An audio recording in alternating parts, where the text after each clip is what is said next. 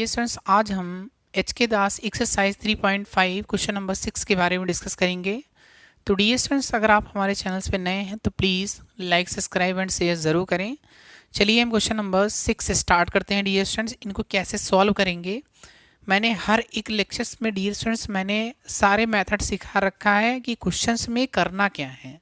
ठीक है, अगर वो सभी लेक्चर्स अगर आपने अच्छे से देखा तो इसमें कुछ भी दिक्कत नहीं होगा। क्योंकि देखिए, बच्चे कहाँ पे मिस्टेक करते हैं, इंटीग्रेशंस में, और इनको इंटीग्रेशंस आना ही चाहिए। और मैंने इंटीग्रेशंस के लेक्चर्स मैंने आपको प्रोवाइड कर रखे हैं, तो उन सभी लेक्चर्स को आप अच्छे से देख लीजिएगा। ठीक है, जिन्हें भी अगर इंटीग्रेशंस में प्रॉब्लम होती है, ठीक है ना। तो चलिए डियर स्टूडेंट्स, हम लोग क्वेश्चन नंबर 6 को सॉल्व करते हैं। ठीक है ना, हमने लिखा सॉल्यूशन। देखिए, इसमें हमें करना क्या है, हमें dy अपॉन dx का कोफिशिएंट कितना बनाना है, 1। ठीक है, ध्यान दीजिएगा। हम इसमें x प्लस a से हर एक टर्म्स में क्या करेंगे, डिवाइड कर देंगे। तो आपके पास में dear students dy upon dx minus 3 upon x plus a equal to, यहाँ पे क्या होगा, x प्लस a का होल घाते 5 अपॉन कितना, x प्लस a। देखिएगा डियर स्टूडेंट्स, तो हमारे पास में यहाँ पे क्या आएगा, dy अपॉन dx माइनस यहाँ पे क्या होगा, 3 upon x plus a equal to 5 minus 1 हो जाएगा। तो आपके पास में कितना मिल जाएगा, x प्लस a का होल घाते 4। क्योंकि ये देखिए इससे कैंसिल हो जाएगा ना, सेम सेम है। तो देखिए ये इसके स्टैंडर्ड फॉर्म में कन्वर्ट हो गया। जैसे ही कन्वर्ट होता है हम लोग p एंड q की वैल्यू क्या करते हैं, कैलकुलेट करते हैं। तो यहाँ से हमारे पास में p की वैल्यू कितनी होगी, p की वैल्यू हमारे पास में कितनी आ जाएगी, आप बताइए जल्दी से। p की वैल्यू हमारे पास में, p की वैल्यू माइनस का 3 अपॉन x प्लस a होगा, इनटू q की वैल्यू कितनी हो जाएगी, x प्लस a का होल घाते 4 यानी 4।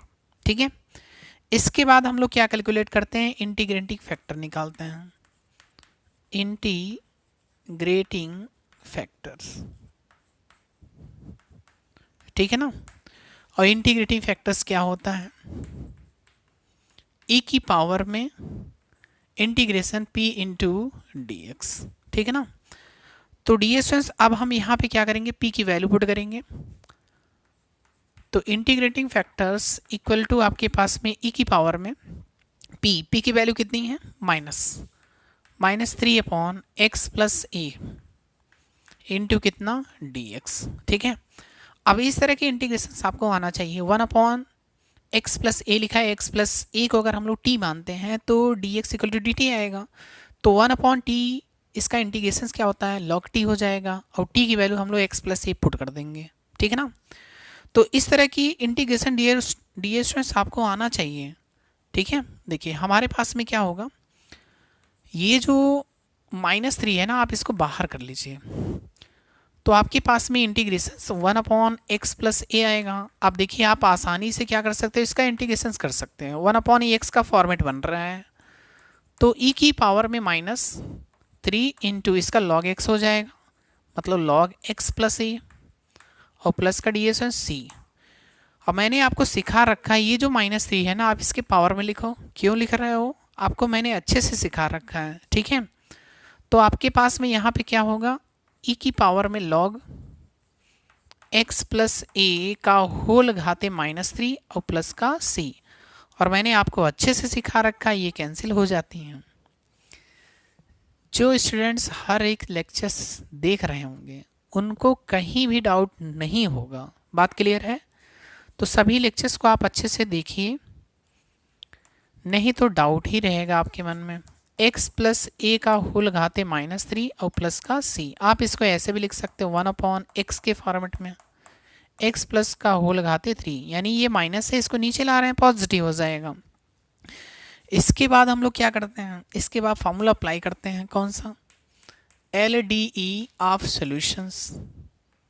ठीक है, हम लोग जनरल सॉल्यूशन निकालेंगे किसका भैया, लीनियर डिफरेंशियल इक्वेशन का, ये जो आपने लिख रखा है। ठीक है, तो हमारे पास में फॉर्मूला क्या होता है, y इंटू इंटीग्रेटिंग फैक्टर्स होता है।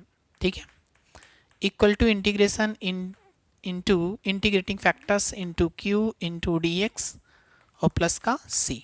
बात क्लियर है? तो इंटीग्रेटिंग फैक्टर्स की देखिए यहाँ पे वैल्यू आ गई है। हम लोग ये वाली जो वैल्यू है ना, हम लोग उठा के पुट कर देंगे उस इक्वेशन में। ये जो वैल्यू है आप यहाँ पे उठा के रख दीजिए, ठीक है। तो हमारे पास में क्या आएगा?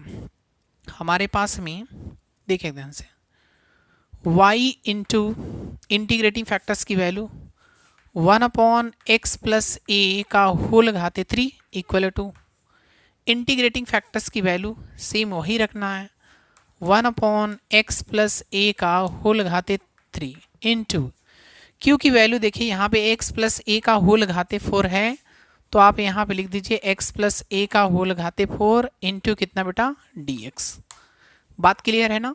अब ये जो 3 है बेटा और ये 4 है, ये तो पावर कैंसिल हो जाएगी, तो आपके पास में क्या मिलेगा? इंटीग्रेशन x प्लस ए का whole घाते 1 into D x.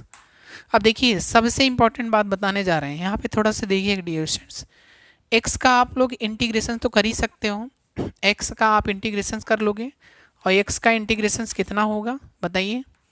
x का इंटीग्रेशन कितना होगा? X square upon 2। a का इंटीग्रेशन कितना होगा? ax आ जाएगा। बात क्लियर? बट आपके पास में डियर स्टूडेंट्स ये आंसर मैच नहीं करेगा। क्यों नहीं करेगा? क्योंकि इस क्वेश्चन में उसने क्या किया है, x प्लस ए को लेट किया है, ठीक है, x प्लस ए को लेट किया है, फिर भी वो आपका आंसर सही है। x का integration x square upon 2, a का इंटीग्रेशन ax। अब इसके बाद आपके पास में x प्लस ए का होल क्यूब चल रहा है, आप मल्टीप्लिकेशन कर दीजिए, आंसर आपका मैच कर जाएगा, ठीक है। बट आप कहोगे सर ये तो आ ही नहीं रहा है, आप इसको लाइए, कोई दिक्कत नहीं, मैं उसी को ला रहा हूँ, ठीक है।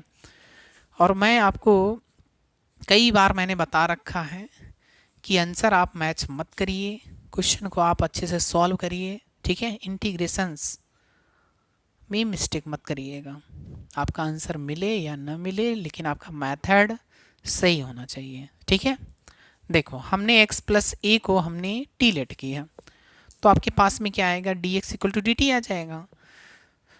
तो यहाँ पे आपके पास में t और t का इंटीग्रेशन t स्क्वायर अपॉन 2, तो इसका मतलब x प्लस ए का होल स्क्वायर अपॉन 2। तो आप इसको या तो ऐसे भी लिख सकते हो 1/2 x प्लस ए का होल स्क्वायर और प्लस का c। बात क्लियर है? अब देखिए आपके पास में यहाँ पे क्या चल रहा है, y into 1/x plus a का होल क्यूब। आप इसका इधर मल्टीप्लिकेशन करिए, मल्टीप्लिकेशन करेंगे तो ये कितना हो जाएगा आपके पास में? आपके पास में ये बेटा 5 हो जाएगा, क्योंकि यहाँ पे 2 है और यहाँ पे 3 है। और अगर हाँ आप 2 का मल्टीप्लिकेशन इधर करना चाहते हो तो कर सकते हो, कोई दिक्कत नहीं है, क्योंकि आपके पास में आंसर यहाँ पे क्या आ रहा है? 2y आ रहा है। बात क्लियर है? 2 का अगर आप इधर मल्टीप्लिकेशन करोगे तो इसमें भी तो होगा ना। तो चलिए मैं यहाँ पे लिख देता हूँ, ये चीज़ मैं यहाँ पे लिखता हूँ, ध्यान से देखिएगा, मैं छोटा ही लिखूँगा y into 1/x plus a का होल घाते 3 इक्वल टू, इसको आप लिख लीजिए x प्लस ए का होल स्क्वायर, 2 का c में कर लीजिए 2c अपॉन कितना 2 का इधर मल्टीप्लाई करो तो आपके पास में 2y आ जाएगा। x प्लस ए का होल क्यों आप इधर मल्टीप्लाई कर दीजिए, तो x प्लस ए का होल घाते 3 है और ये 2 है, और 3 और 2 का मल्टीप्लिकेशन करेंगे तो बेटा कितना हो जाएगा? कई बच्चे 6 लिख देते हैं, क्योंकि अगर x इंटू एक्स होता है तो आपके पास में उसकी पावर क्या होती है? ऐड हो जाती है, ये चीज़ सेम है ना। तो आपके पास में यहाँ पे 3 है, यहाँ पे 2 है, तो कितना हो जाएगा? 5। इसके बाद आपके पास में 2 लिखा, c लिखा और फिर x प्लस ए का होल घाते कितना बेटा? 3। तो ये आपके पास में डियर स्टूडेंट्स, ये आपके पास में फाइनल आंसर होगा। आप आंसर को मैच करिए, ठीक है, आपका आंसर यही आ रहा होगा, यहाँ पे देख लीजिए, ठीक है। तो इस तरह के क्वेश्चंस इजी हैं, आपको इंटीग्रेशंस करना आना चाहिए। कहीं भी डाउट हो रहा है तो आप हमारे व्हाट्सएप नंबर पे मैसेज करिए, सर ये कैसे हो गया, ठीक है। नहीं तो आप लेक्चर्स को 1 बार या 2 बार, 2 टाइम्स या 3 टाइम्स आप इसको अच्छे से देखिए, कहीं भी प्रॉब्लम्स नहीं होगा, क्योंकि मैं बहुत ही स्लो पढ़ा रहा हूँ। और किसी बच्चे को अगर लगता है स्लो मैं पढ़ा रहा हूँ, कोई दिक्कत नहीं बेटा, आप 1.5 या 2.0 में आप स्पीड में करके देख लीजिएगा, ठीक है। तो क्वेश्चन थोड़ा सा फास्ट चलेगा, ठीक है, वीडियो फास्ट चलेगा और इसका जो सोल्यूशन होगा वो भी फास्ट होगा। जो बच्चे बहुत ही वीक हैं उनके लिए मैं क्या करता हूँ, मैं बहुत ही सिंपल मतलब बहुत ही बेसिक तरीके से एक एक चीज़ बता रहा हूँ, ठीक है। कहीं भी डियर स्टूडेंट्स अगर आपको प्रॉब्लम्स हो रही है तो आप कमेंट करिए, ठीक है ना। और डियर स्टूडेंट्स अगर आप हमारे चैनल्स पे नए हैं तो please please like subscribe and share ज़रूर करें। तो आज का लेक्चर हम यहीं पे फिनिश करेंगे। Thank you very much.